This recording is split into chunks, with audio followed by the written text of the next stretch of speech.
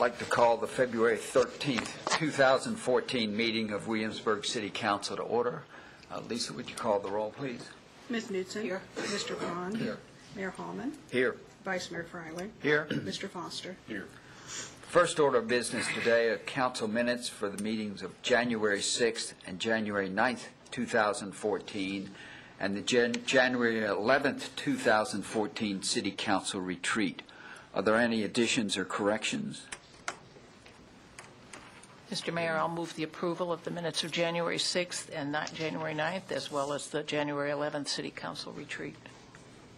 Have a motion? Second. And a second. Lisa, would you call the roll, please? Ms. Knudsen. Aye. Mr. Pond. Aye. Mayor Hallman. Aye. Vice Mayor Freiling. Aye. Mr. Foster. Aye. We had a matter of special privilege today, but that's going to be postponed till next month. So that brings us to our next agenda item, which is public hearings. Today we have one, and this is PCR 13-038, room rental to visitor regulation modifications, proposed ordinance 14-08. Mr. Nestor. Council at their September retreat requested Staff and Planning Commission to look at the possibility of modifying our room rental for bedrooms to visitor regulations more often called bed and breakfast regulations in single-family attached dwellings by allowing the option of having a full-time live-in manager operate the business in addition to our current requirement, which is the owner-occupant of the dwelling.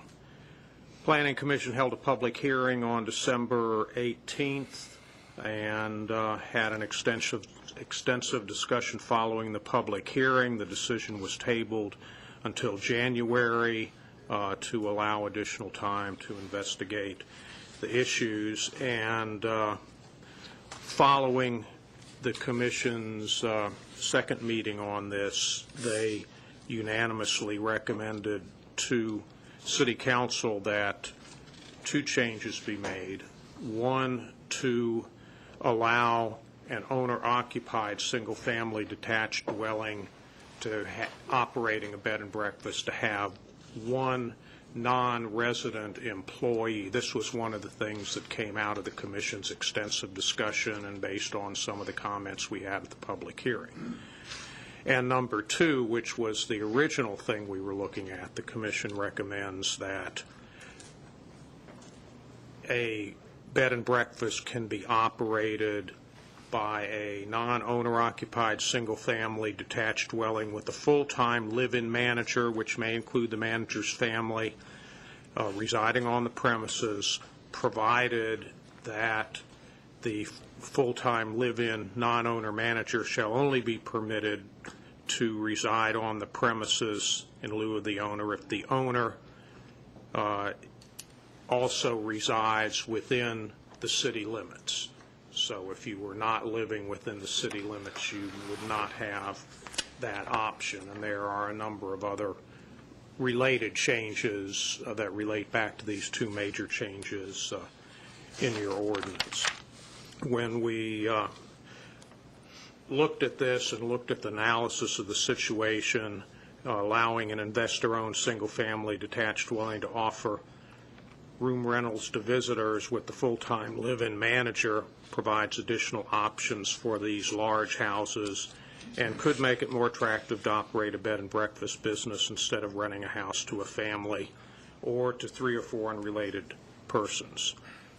I'd point out, which we pointed out to Planning Commission, that a non-owner occupied bed and breakfast will have to meet different building code and health department requirements from an owner-occupied bed and breakfast. For example, you don't get the kitchen exemption that an owner-occupied bed and breakfast would get. There could be requirements for a sprinkler system and ADA accessibility improvements, and all this would be looked at during the application review process, as is now the case for up to 4 bedrooms, it's a special exception approved by the Board of Zoning Appeals. For 5 or 6 bedrooms, if you have an acre lot, it goes to City Council for a special use permit. And the way this ordinance is constructed, if it's an existing owner-occupied bed and breakfast that wants to change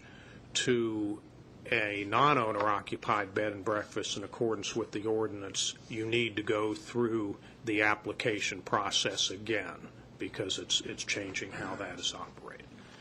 That is the Commission's recommendation, and I'd be glad to answer any questions. Great. Thank you, Reed. Let me come to council for any questions for Reed. Mr. Nestor, you mentioned that if I have this correctly, a currently operated bed and breakfast where the owner is living in the property, if they want to go to a manager-run property in lieu of their residency, that would impact certain regulations such as the kitchen exception that you talked about. Does this have any bearing on any of the grandfathered properties? If you're grandfathered, you're grandfathered. No, there would be no changes with our legally grandfathered properties. It just strikes me as odd that something like if it's a kitchen inspection, that's something that we I get the use, why we grandfather use that somebody has pre-existing, but if there's a reason to have a particular guideline, it seems...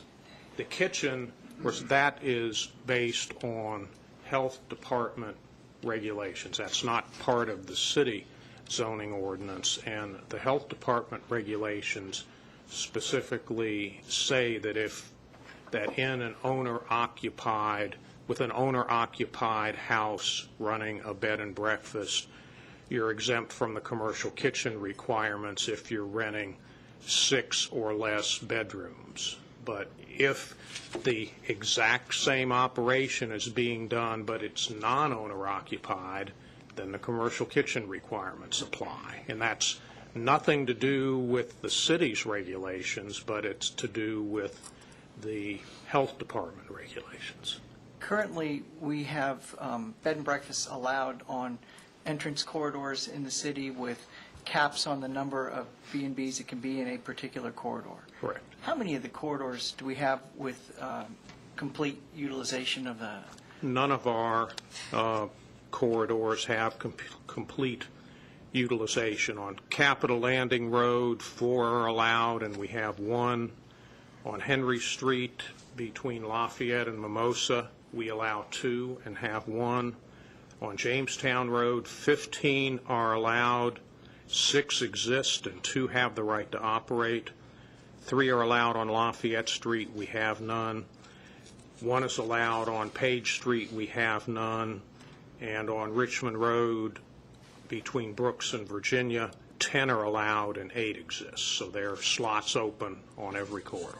And those caps were put in for a reason at some point because there was concern about a proliferation or dominance of bed and breakfasts in residential? Those caps were added when we made the change from no more than 2 bedrooms to no more than 4 bedrooms. And when it was just 2 bedrooms, bed and breakfasts were not limited to the corridor. So when we made the change up to 4, we specified certain corridors and we specified a certain number per corridor. It's just interesting how it shows the environment has changed significantly over the past several years. Right. Those are all the questions I have. Scott? To build on something Paul said, the non-owner occupied bed and breakfast would also be required to meet a different section of the building code, which again They could be, yeah. which is again a state regulation. It has nothing to do It's different from the health department regulations in that we enforce the statewide building code, but we have no choice. The statewide code is what we have to work with. Very good. Thank you. Doug?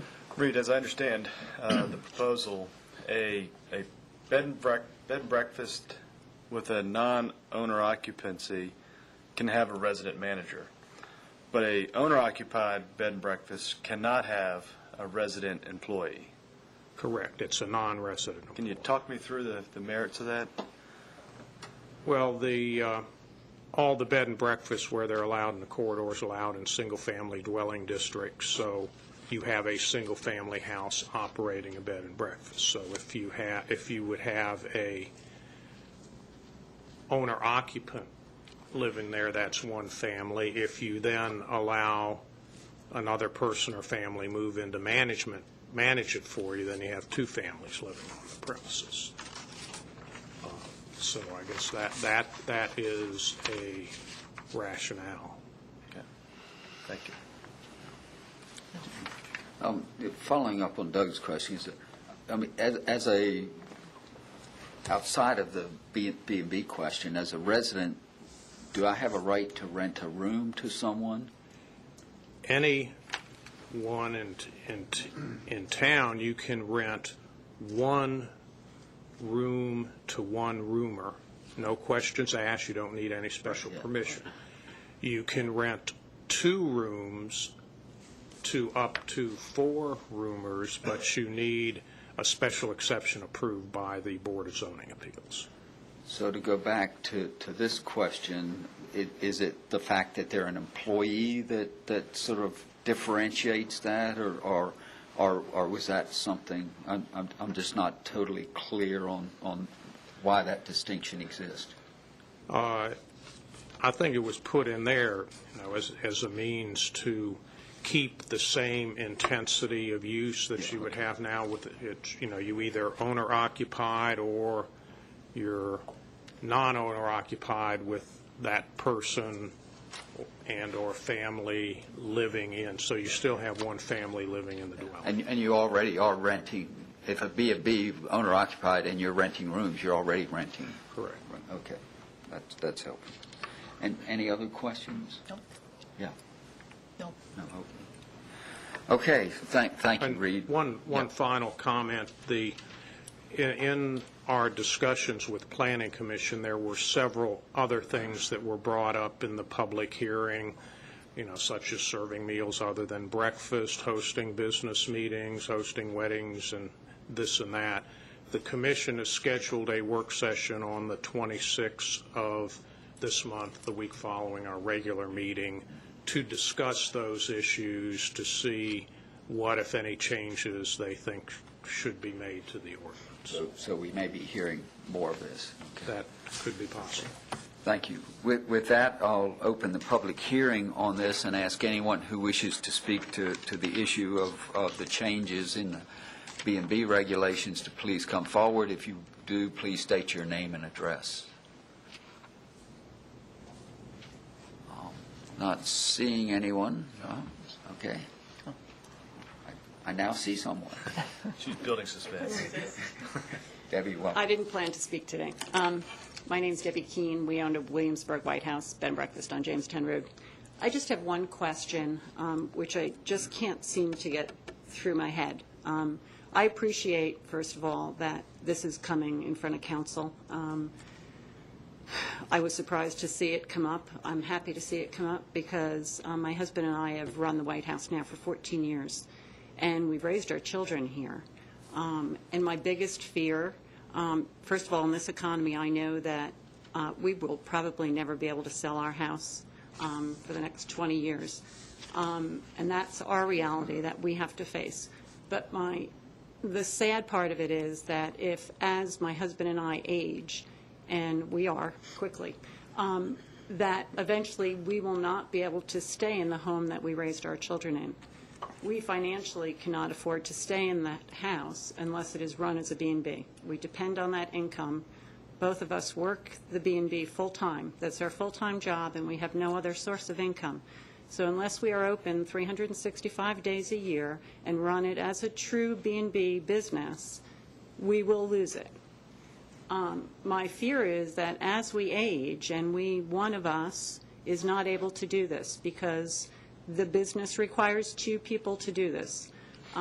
If one of us becomes ill, if one of us is unable to do this in the future, what will happen to our home that we've raised our children in? So I wholeheartedly opened my heart to you guys in the hopes that you would allow a manager to come in and help us.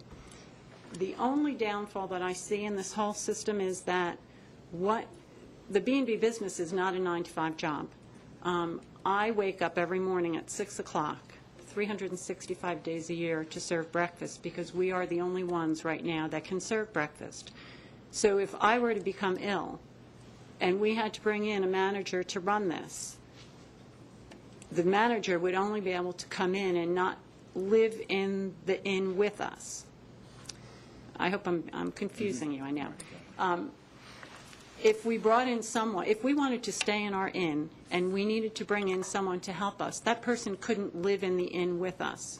So if for some reason I was debilitated and unable to perform my task, my husband would have to run the inn by himself with the help of somebody that would just come in on a full-time basis. The B&B business runs from 6 o'clock in the morning till midnight and doesn't stop. It's not a 9-to-5 job. So I guess what I would like to see is the flexibility of allowing a inn who has an owner-occupied inn to be allowed to bring in a resident manager should that need arise. And I guess I kind of assimilate it to that of a nanny. I mean, do people in Williamsburg not have live-in nannies? Do they not have live-in companions? If you have an elderly couple who is residing in Williamsburg and needs someone to live in to help them with their daily care, is that person not allowed to live in their home because it violates the single-family thing? I'm a little unclear on that. And then I thought about it a little more, and I said, well, my goodness, if my husband and I weren't married, and we were both two separate families living in one house, is that violating the single-family regulation? So I guess I'm a little unclear as to why bringing in a live-in manager would be any different than a nanny or two people who are not legally wed living in the same house. Thank you for those questions. I think we can follow up with our city attorney on those, and it seems to me this directly addresses a question of someone working for the B&B. That may be a different question than someone who is working for the family as a live-in health aide or something else. We would need to find out the specifics of that, but that's certainly a question we'll pursue with the city attorney about how that might work. But I think they may be two different categories of situations. I don't know that, but that would be my guess. But thank you, and we will follow up, and I will get back to you on that question. Thank you. Anyone else wish to speak to the issue? If not, I'll close the hearing and come back to council for discussion and action. First, make a comment. Ms. Keene makes a very good point, and Mr. Pons raised the question as well. If the owner is living in the house, it seems that that's one of the control points that would give the greatest likelihood of a quality operation being run because the person who has the greatest stake in its success is there. We're taking a step here, or considering taking that step here, to create a little more latitude where somebody may not be in a position where they can either continue to live in the house or they may have another home that they need to take care of and live in while they run the B&B. And if they're in the community, the thought would be they're going to be just as concerned and involved in the operation. I think this is one distinct issue that we should deal with today, make our decision. But I think we should ask the Planning Commission, as they're looking at these other issues, whether it's the serving of meals or functions in a B&B, to consider this question as well and have it come through the commission and back to council as either separate, distinct questions or part of a package. I'm kind of torn as to which it should be because I see value in dealing with each of them individually because I wouldn't want to see one issue undermine the ability of other good ideas to come through. And we could deal with it as a package, and then if people, or depending on what Planning Commission recommends, if people are concerned about some, we pull back a little bit and move forward on just a limited number. But I do think it's something that we should ask. I would assume that council would, Mr. Nestor has heard this discussion. I hope you will take this to Planning Commission for their work session. And I think there may be I have a follow-up to this, and others may as well. And I think one of the other points Ms. Keene raises is the challenge of B&Bs, not exclusively, but for the most part, tend to be in some of the larger homes on the corridors. It becomes, in the current market, more difficult to sell those to single-family residents. And if we create a little more flexibility for the B&B to continue to operate, is that better for the welfare of the entire corridor, the entire neighborhood, so that properties don't either languish or, I want to say fall into disrepair. I think they do their best possible, or give their best possible effort keeping them up. But things we can do to help them, as we've seen, the landscape has changed significantly in the past 5 or 6 years in this market, and I think it's going to continue to be a challenge. And B&Bs are part of what define the Williamsburg experience. In many ways is different from a lot of other destinations. I think the more we can help that community survive, the better it's going to be in the overall for the long-term health of the destination. Build off Paul, by setting up a system where B&Bs are encouraged, we've created a special market for someone to live in their house and operate a business there. And that brings with it extra considerations, especially as, to her point, as people age. You bought a house with the intention of deriving income from it as a B&B, you probably paid more for it, and you may have to stay there longer than your average homeowner. So I think that's a very valid point. Yeah, for these bed and breakfast operators, this is their retirement, and they'll, I think, in a lot of cases, will be in this house longer than in this house generating an income, so that they could, live through this business. And I understand what you're saying, Mr. Freiling. Maybe it is best to send the question of having a manager be on, a resident manager with an owner go back to Planning Commission. I think it might be a little tricky for us to try to write that ordinance today, but I would be inclined to change that so that, or certainly ask a question and encourage the change to allow an owner-occupied bed and breakfast to have a resident manager. I think you made the point. A lot of these bed and breakfasts aren't of a size that you can have, a couple living there, owners, and then a manager living there, because you start to run out of rooms to rent, and so then it's a defeating effort. And so the logistics of it, it's only going to lend itself to the larger properties, which inherently need more help to operate. There's more rooms to clean and more meals to prepare. And so I can see having that person live on site would be a help to the business. So, and especially if the business can accommodate with on-site parking. Right. That takes away one of the big ones. So if we can't make that change today because we want to ask the question of Planning Commission, or because we can't write it in we can't necessarily write in the ordinance, then I would like to see it come back to us.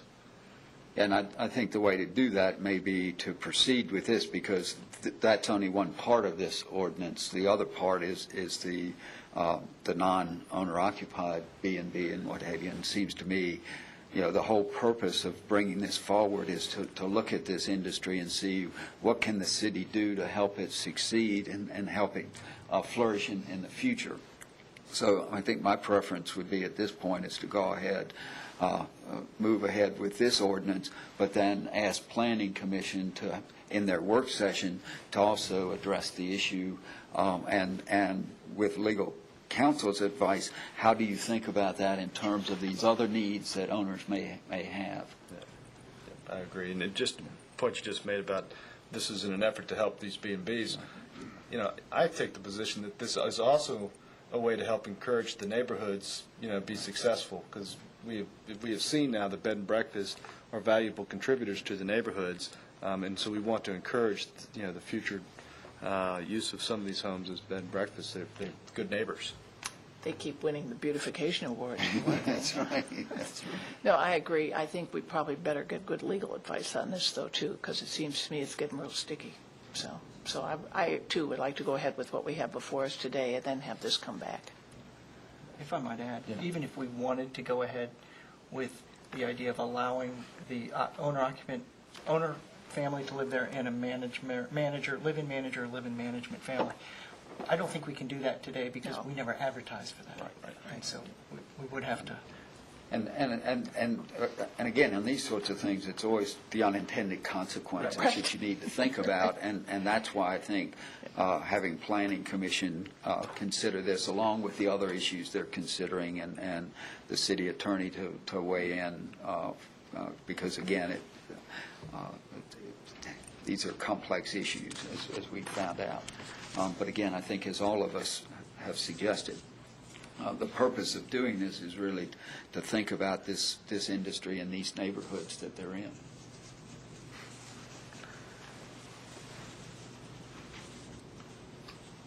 Mr. Mayor, I'll move the approval of proposed ordinance 14-08. Second. I have a motion and a second. Lisa, would you call the roll, please? Ms. Knutson? Mr. Pond? Aye. Mayor Holman? Aye. Vice Mayor Fryling? Aye. Mr. Foster? Aye. And thank you all. This was a good discussion. And Reed, do you have enough to go back? Thank you. Okay. Next order of business is reports. First, monthly financial statements. Jack, anything in particular? Well, I'll just point out that we're at that time of the year where actually our spending for the year runs well ahead of our revenues. Right now, we have spent $769,000 more than we've taken in, but that's because we're waiting for the second half of the year's real estate taxes to come in, so that by the time we get to June 30, that what is now a cash flow deficit becomes a cash flow surplus.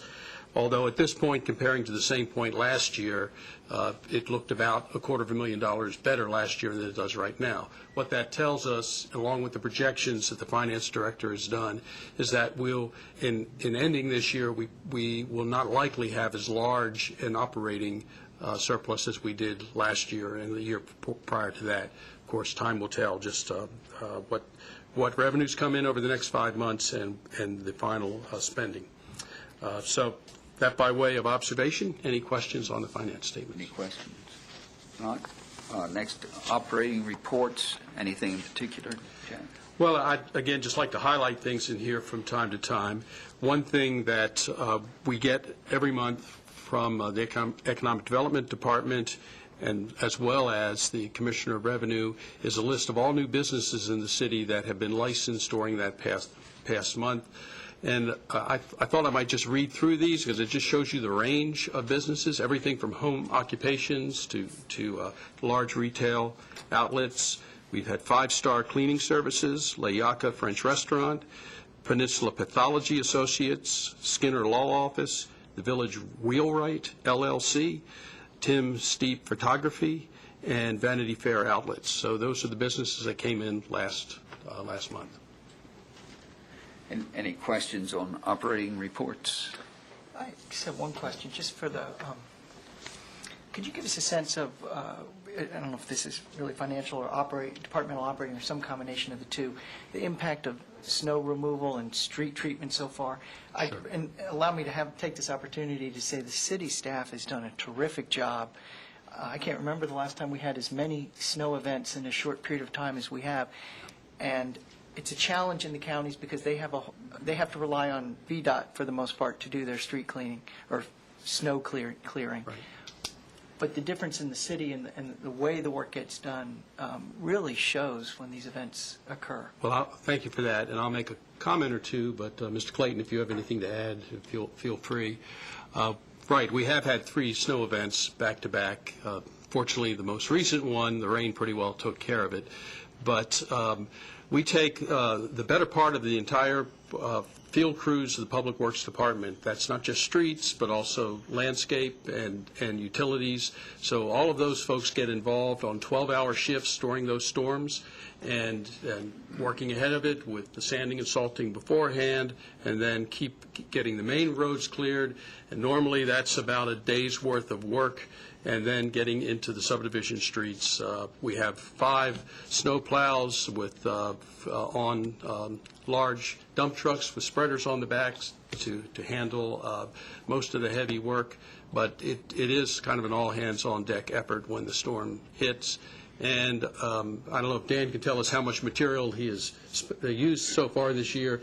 Our primary additional cost will be all the material that's put out, the sand and the salt, the operating costs just for the equipment itself, and then there's often overtime expense for the staff for the time.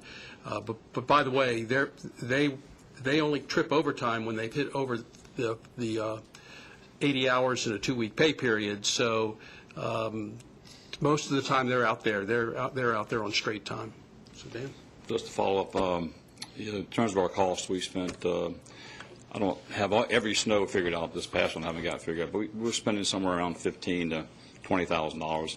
That's the extra cost, salt and sand, and I have an equipment rental rate in there and overtime. So I'm not really counting the time that they're here normally anyway, so that's overtime cost. So like Jack says, we just run 24 hours, 2 12-hour shifts, and so far it's worked out pretty good.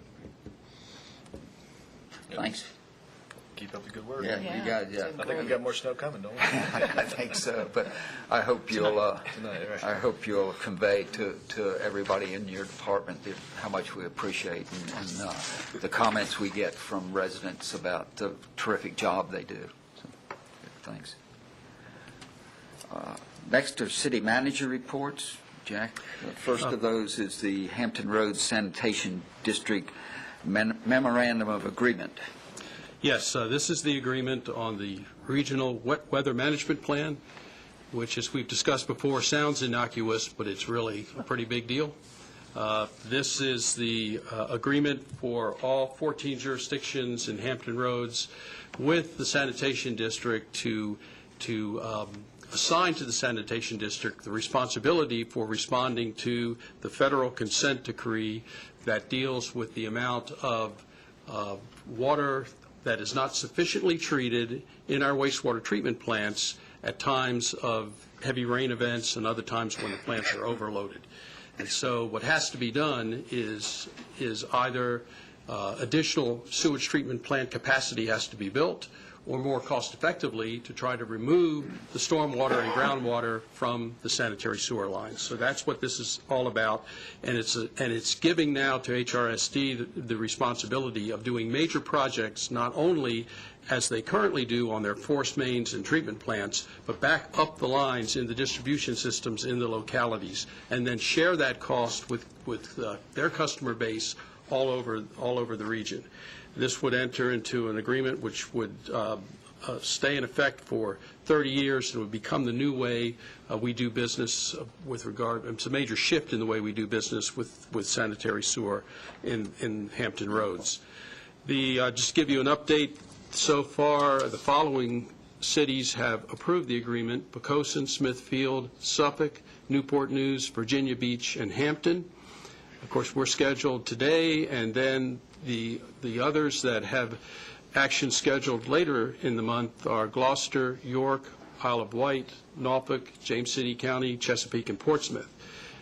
We have heard that some of these jurisdictions are not sure, from what I've heard, are not sure what they're going to do when it comes before them. And I talked with Ted Hennevan, who's the executive director of HRSD, yesterday.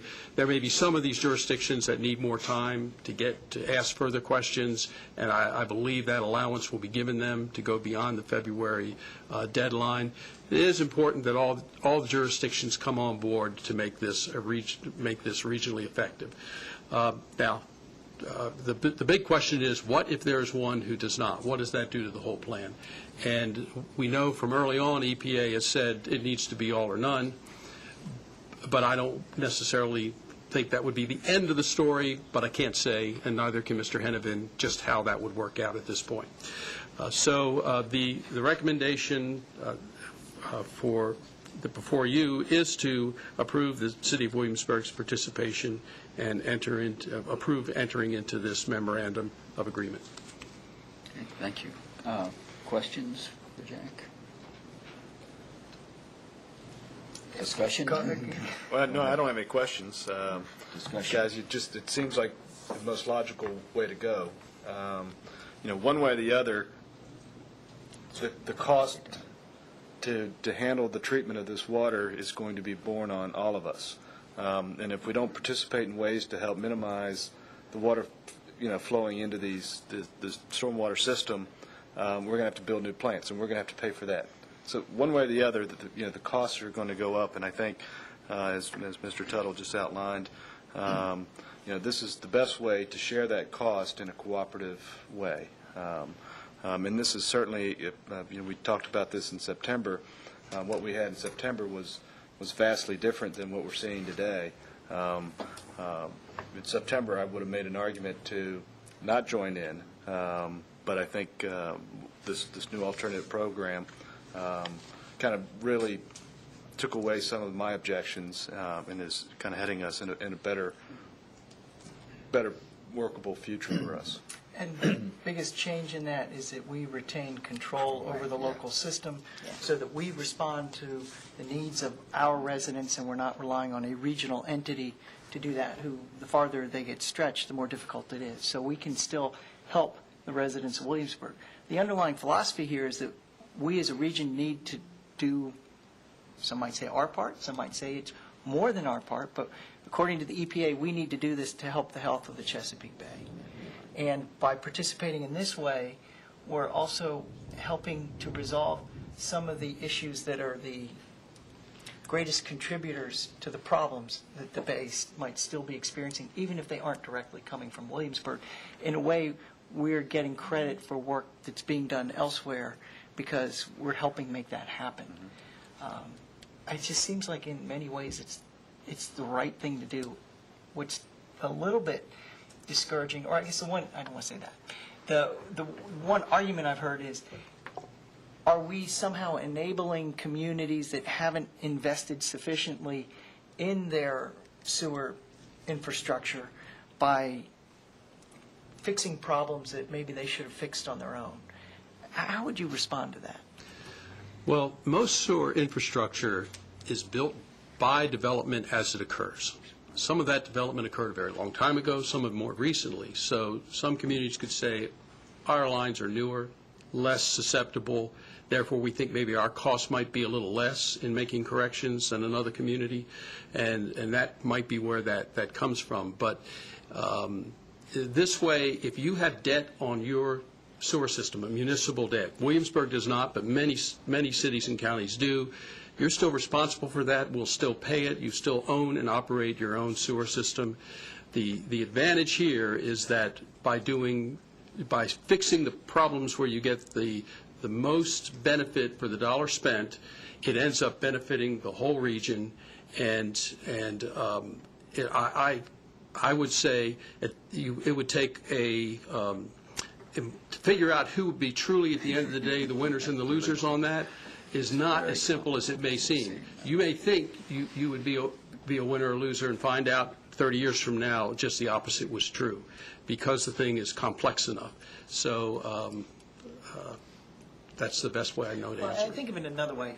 A lot of times folks say, well, the state ought to chip in and help out, or the federal government ought to chip in and help out, as though those are some entities that are somehow separate from the people. I mean, we all put our money into those pots, and the money comes back out in different ways. This is, in a sense, creating another communal pot that allows us to do something collectively that's greater than we could probably each do individually. And let's work regionally to solve the problem. Let's make the water quality in the tributaries and in the bay better, and thereby improve the quality of life for the people who live here, the quality of the experience for the people who visit here, and the economic vitality and sustainability of the region for generations to come. So I think it's something we should do. Yeah, this is far and away the most efficient, effective, and in the long run least costly way of doing this and getting to that objective. I think so. And if I could just add, our representative through all of this work has been Ralph Patterson. He's done a good job representing us in that, and his work on this does not end. He will continue to be monitoring our systems, reporting data to HRSD and back to the city. So we will stay highly involved, and so will Ralph. I'll take a motion. Mr. Mayor, I move that City Council authorize the city manager to execute the proposed Regional Wet Weather Management Plan Memorandum of Agreement of 2014 with the Hampton Roads Sanitation District on behalf of the City of Williamsburg. Second. I have a motion and a second. Lisa, would you call the roll, please? Ms. Knutson? Aye. Mr. Pond? Aye. Mayor Holman? Aye. Vice Mayor Fryling? Aye. Mr. Foster? Aye. Ralph, again, thank you very much for all your work on this, and as Jack said, it's probably just beginning, but thank you very much for all you've done. The next city manager report is the Stryker Center interim agreement. Yes, sir.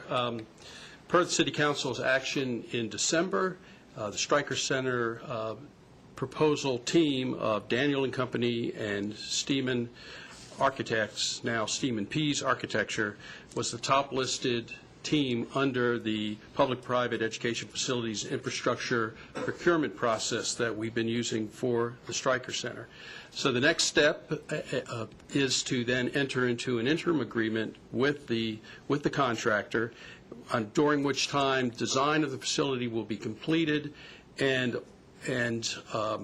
construction documents prepared, leading to the point where we have a fixed, guaranteed maximum price and ultimately a comprehensive agreement that will come back to City Council in the late summer, early fall, in order to actually build the project. So we have a 6-month interim period now that this agreement covers, and it provides for funding for the contractor during that period to do the design work.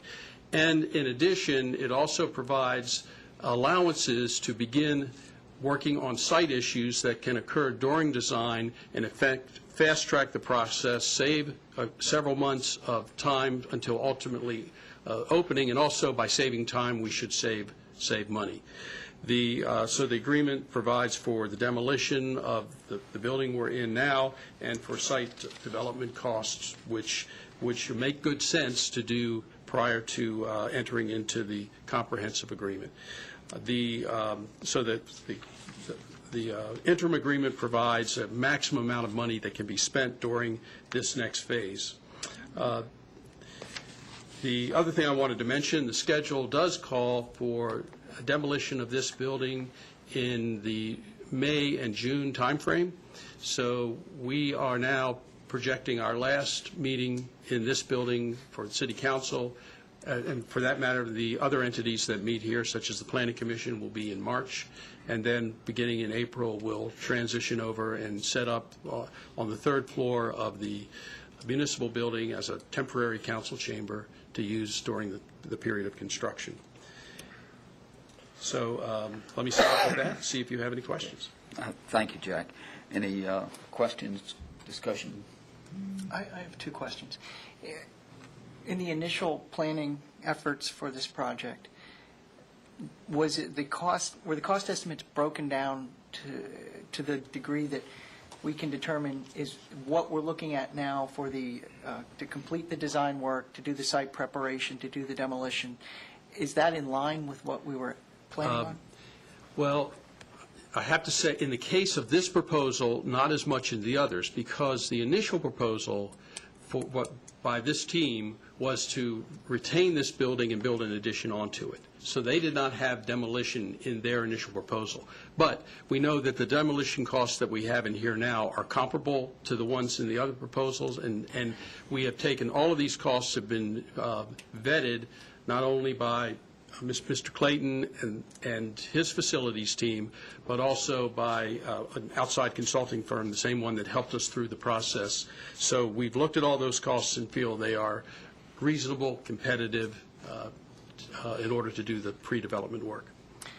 And the second question is, as this process moves forward through this interim agreement, there are going to be a number of technical issues that would be dealt with by the appropriate city staff and city department responsible for that area of expertise. Right. Maybe the one remaining question is, what is the process for completing the design of the building? How will that be handled? And will that come back to council at all? Yes. First of all, it will come back to you in its totality prior to adoption of the comprehensive agreement. So you will have the complete design and know exactly what you are approving at that point. But through it, We will have a committee made up of both city and library staff members to work very closely with the design team and the contractor and the construction manager that the city is going to be bringing in. So that will be an iterative process all during design, and we'll make sure that you all know what's progressing and get to see the progress as it's going on. At this point of time, we're not looking at a public design charrettes, because we're sort of beyond that point. Now we're into we know the proposal we've been given, so the look and feel is pretty well set. It's just down to the detail of 101 things, to everything from the specific materials to the furnishings to the technology systems and all the rest of it that have to go into it.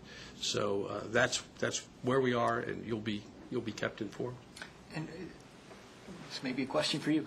Will you be involved in this directly representing council, or will there be a council person who can come back and talk about to us individually, here are the developments as they're occurring? Yeah, I thought that I would interact with the team, and when we reach points where it would be useful to have a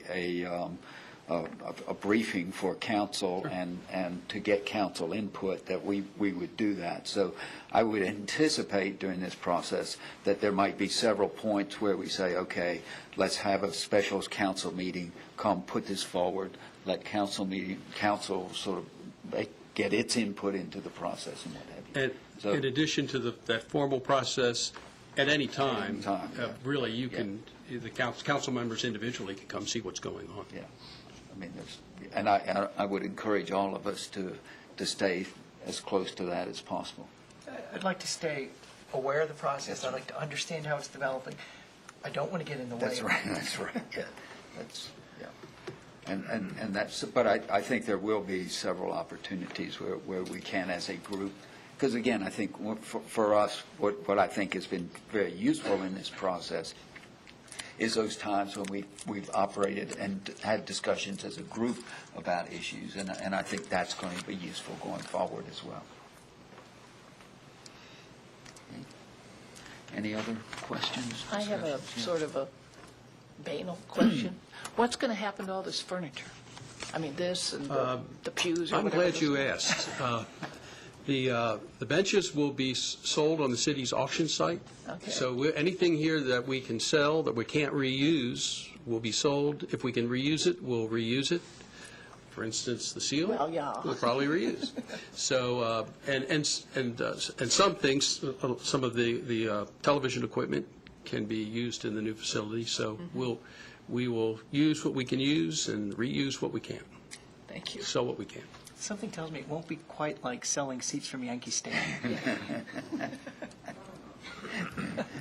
We are trying to decide where to park William and Mary that are out there in the passageway in the interim, but we'll figure that out. Yeah. There are plaques and things that from the old municipal building that are now part of the trellis here, and so hopefully some of those will be reused in some way. Right. Any other questions before? Okay. I'll take a motion. Mr. Mayor, I move that City Council authorize the city manager to execute the proposed interim agreement at a cost not to exceed $1,110,900 with Daniel & Company in association with Steeman Pease Architecture for development of the Stryker Center project. Second. Have a motion and a second. Lisa, would you call the roll, please? Ms. Knutson? Aye. Mr. Pond? Aye. Mayor Holman? Aye. Vice Mayor Fryling? Aye. Mr. Foster? Aye. Terrific. We're all looking forward to the next 6 months and then the time beyond that. So thank you. And Jack, please thank all the staff. I know getting to this point took many hours of work. And Chris, you in particular, we want to thank, but a number of other people were involved as well as the architects that are here today. So thank you. The next report is the Williamsburg Redevelopment and Housing Authority quarterly reports. Let me just say by way of introduction, this report normally goes to a separate meeting, your meeting as the Redevelopment and Housing Authority Board. Since we had no action items, we did not schedule a meeting of the board, but this is your quarterly report. Mr. Walentish is here in his role as the hat he wears as Executive Director. So any questions you have on this, and Peter, if you have anything you want to say, you're welcome to, or to answer any questions the council may have. Yeah, Peter, is there anything?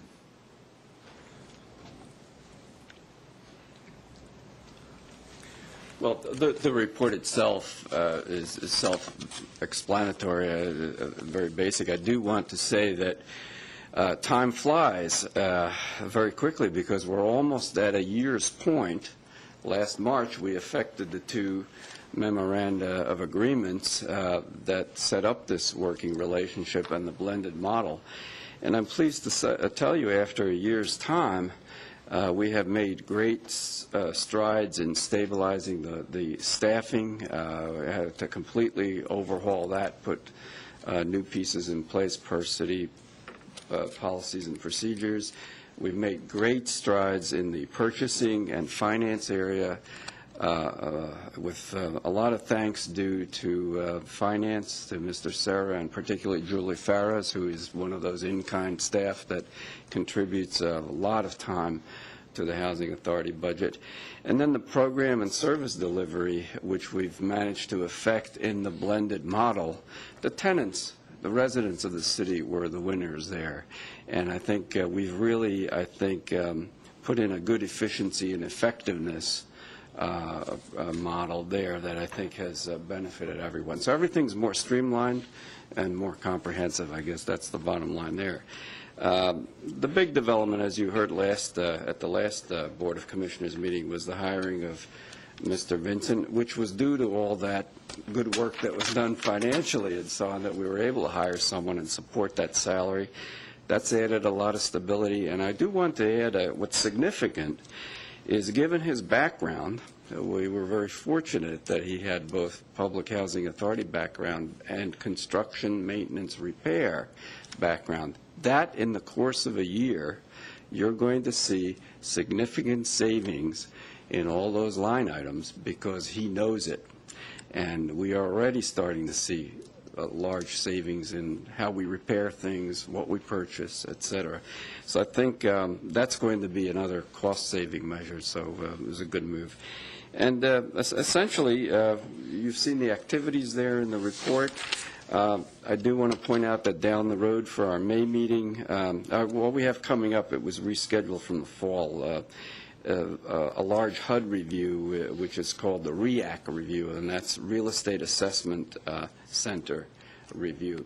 That is where a HUD team comes in and reviews every inch of the exterior and then the samplings of interior units to make sure that all of both the inside and outside meets with HUD compliances. It was supposed to be done in the fall, but with the government shutdown, it was rescheduled for February 24th. That's coming up next week, actually.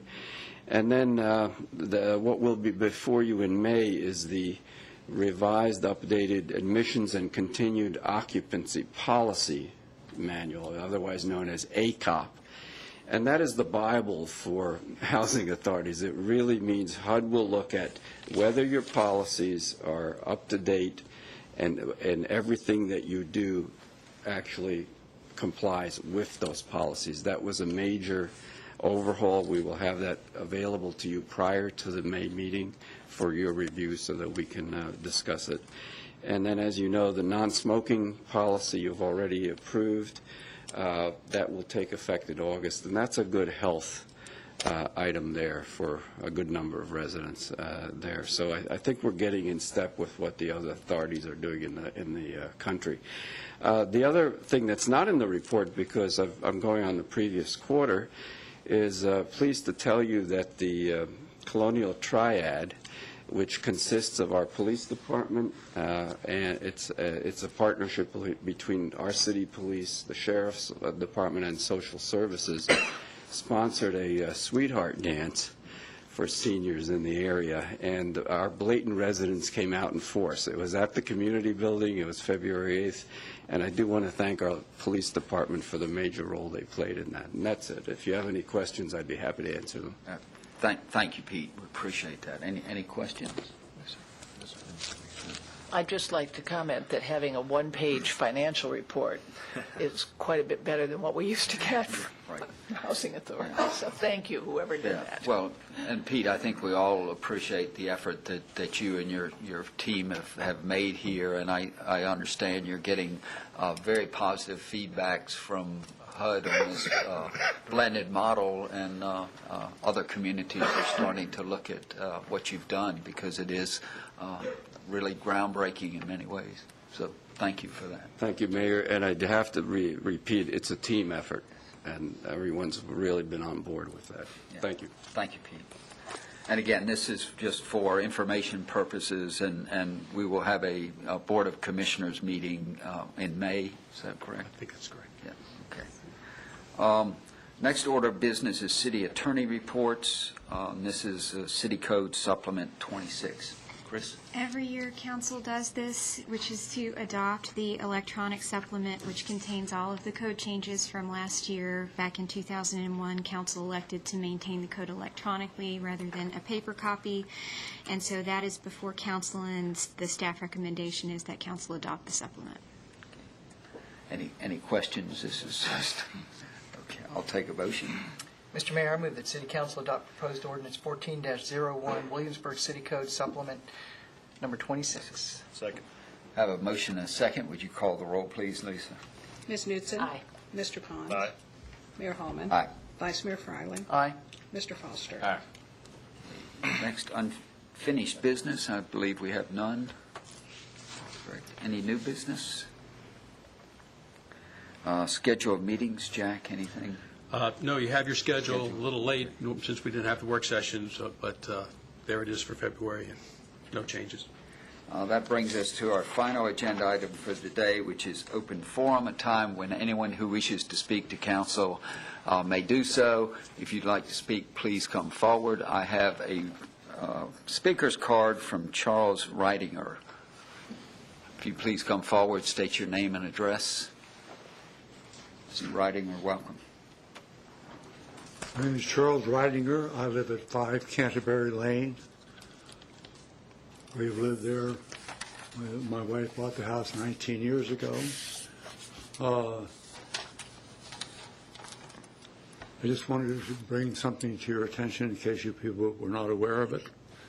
But Canterbury Lane I've measured it, it's 18 feet wide, and it's 3/8 of a mile long.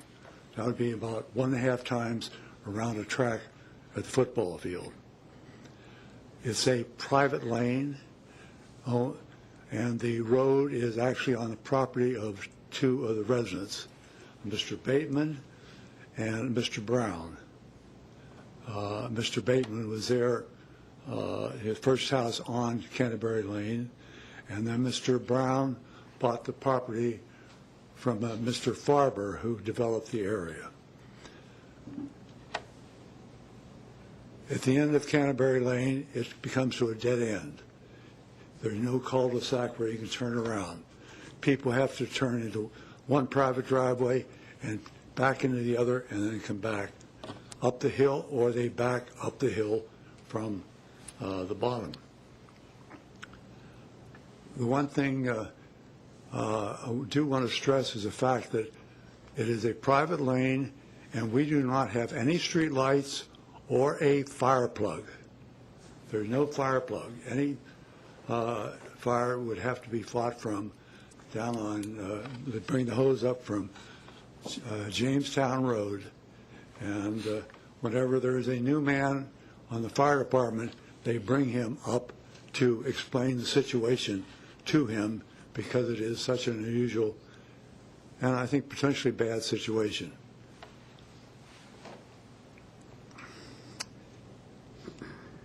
I want to tell you about the residents on Canterbury Lane. The first house on the left is occupied by a widow of a man who was a physics professor at the college. deceased a few years ago. The second house is owned by a retired mathematics professor, and he and his wife are in the 80s, not in very good health, either one of them. The next house is owned by the Browns, who, as I said, bought the property from the developer.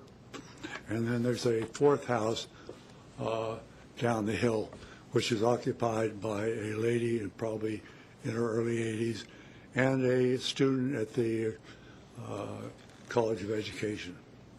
On the right-hand side, Mr. Bateman and his 94-year-old mother. We're in the next house, number 5. I'm going on 86. My wife is 78. And then the third house is a house that was sold about 10 years ago to a man from Alexandria, Virginia. His daughter was in a college, and she and some of her sorority sisters occupied the house for the next 2 years.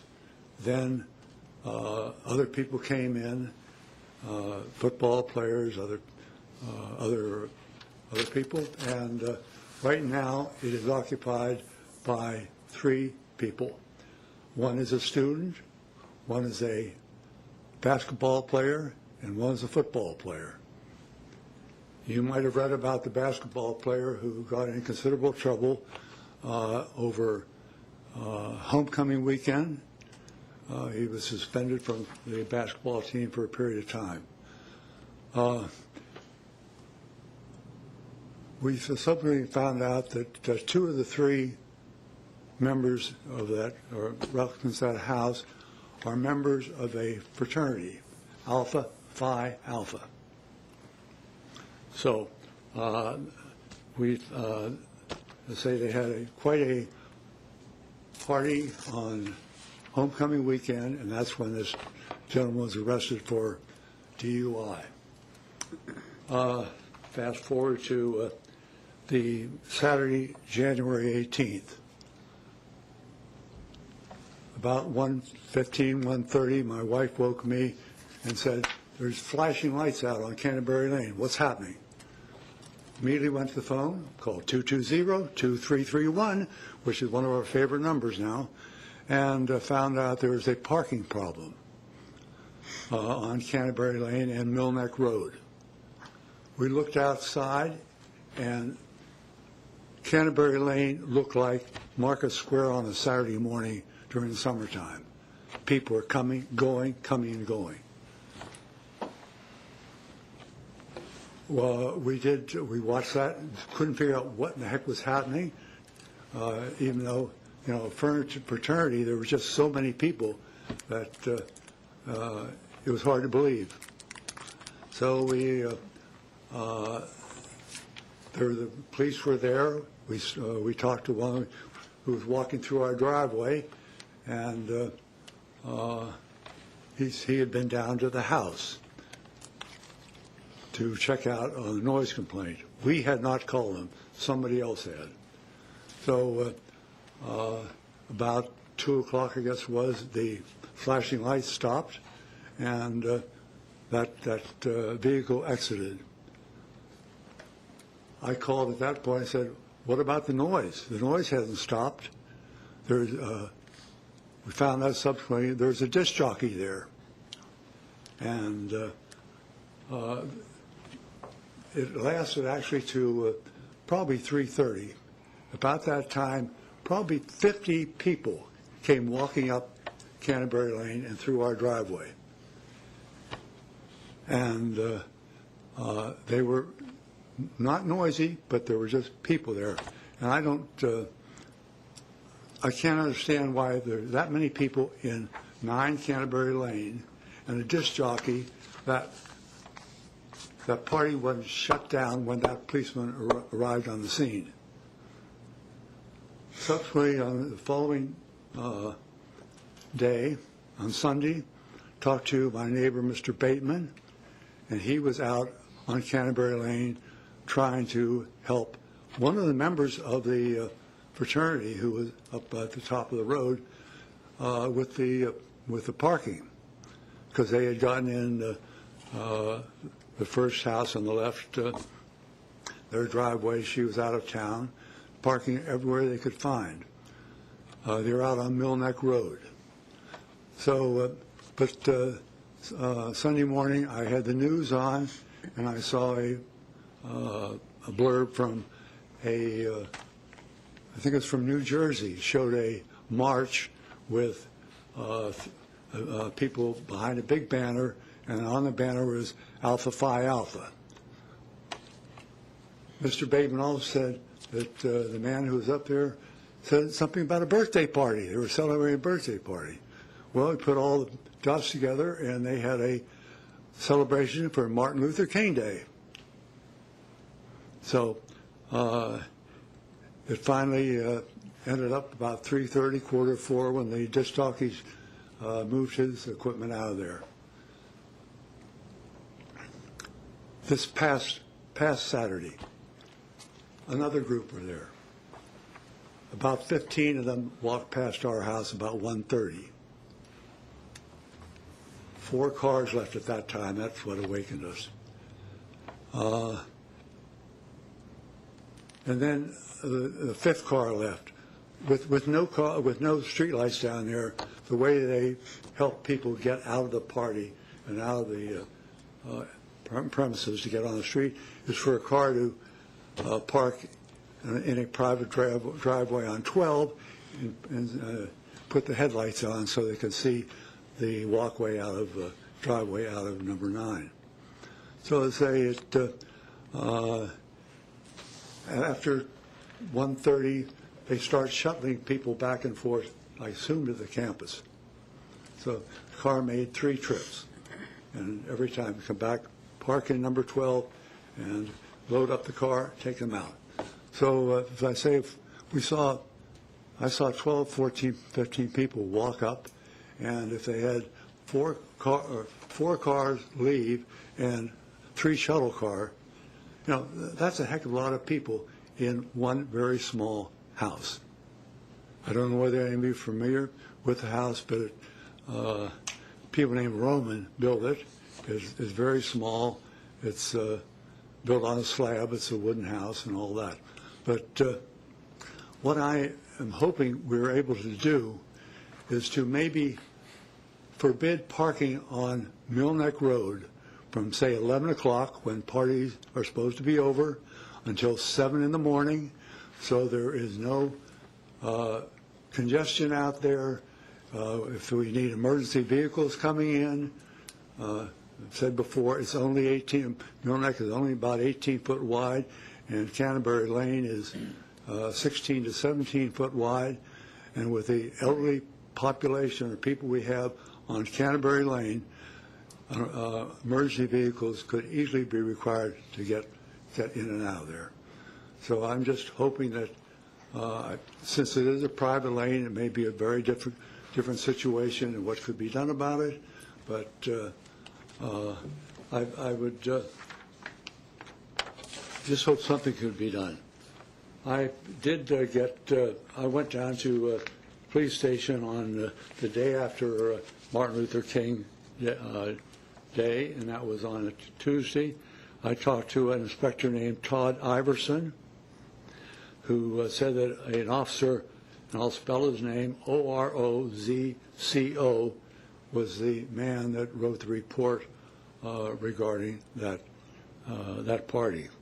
So, but he also gave me a copy of the ordinance, and I would very, very interested to know what section 12-74, how that is handled. It is testing of metering devices.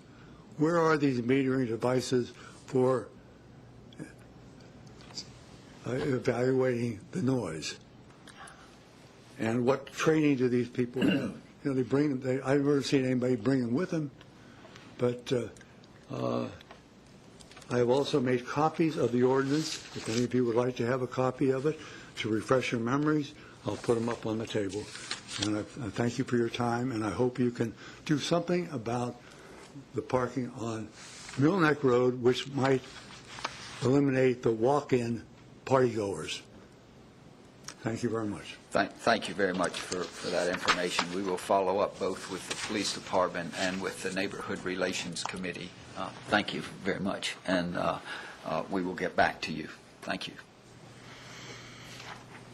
If anyone else wishes to speak, please come forward, state your name and address.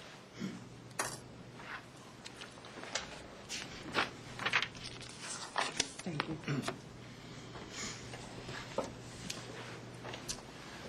Good afternoon. I'm Gary Shelley. I live at 205 Indian Springs Road. I'm here today to speak once again about the 110 Harrison Avenue purchase. As long ago as 2009, the Virginia Gazette reported that I'd spoken about the issue on numerous occasions. And as you know, I've spoken about the issue on numerous occasions since. We have yet to hear a response from you. I speak for many people. Council's action created a firestorm of protest on the college campus, and it prompted members of the community to write letters to the editor.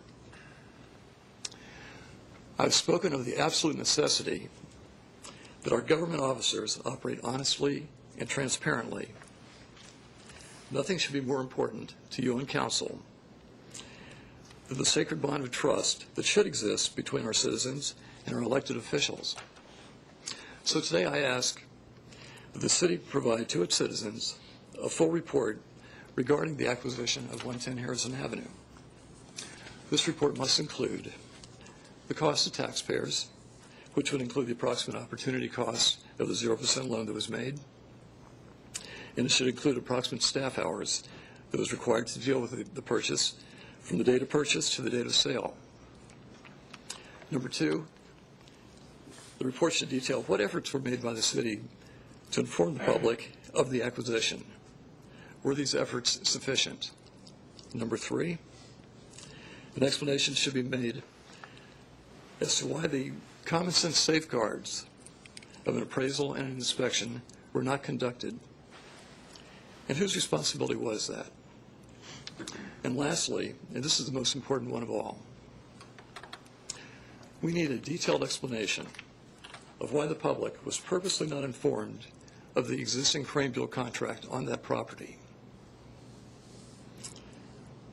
Clearly, that contract should have been central to the discussion that day. It was never mentioned. An official account of what took place with that property and that purchase is long overdue. This issue will not rest until the city responds. Thank you very much. Anyone else wishes to speak, please come forward. State your name and address.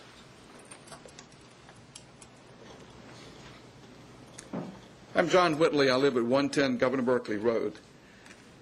I was here today primarily to watch the proceedings of the striker, but I am incensed, absolutely incensed as a resident of the city, that you have to spend your time to entertain such absurdities and such comments and such accusations that come repeated to you from Mr. Shealy. There was a definition of insanity that said similarly to this, you know, you continue to repeat the same act. You get the same results, but you continue to do it over and over and over again. I'm concerned that our public times are being consumed in a manner that are not appropriate to this forum. I know there's no intervention. I'm totally an advocate for open forum, open speak to share thoughts. But as a citizen, and I assure you, I speak for many citizens who are not at all pleased with the behavior of Mr. Shealy and how he performs before you. Thank you. Thank you. Anybody else wish to speak? If not, that brings us to the end of our meeting. We have nothing for closed session. So I'll take a motion to adjourn. So moved. Second. I have a motion and a second. Lisa, would you call the roll, please? Ms. Newton. Aye. Mr. Pond. Aye. Mayor Holman. Aye. Vice Mayor Fryling. Aye. Mr. Foster.